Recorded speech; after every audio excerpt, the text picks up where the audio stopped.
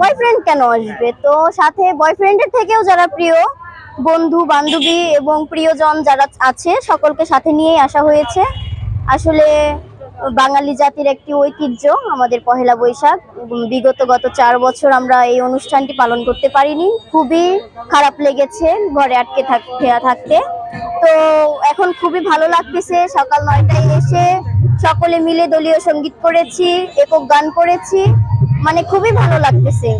হ্যাঁ অবশ্যই, সেটা বাসা থেকে সবাই এক টেবিলে বসে খেয়ে বের হয়েছি। পান্তা ইলিশ বাঙালির ঐতিহ্য খাবার, মাছ ভাতে বাঙালি। হ্যাঁ ট্রেনটা দূরের কথা, আর বাবা মা এই আনন্দ তারা উপভোগ করেছে, কারণ তারাও এখানে উপস্থিত ছিলেন। এই জন্য আর এই আনন্দের ভাগ কাউকে দেয়া যাবে না। এসো হে বৈশাখ এসো এসো, এসো হে বৈশাখ এসো এসো।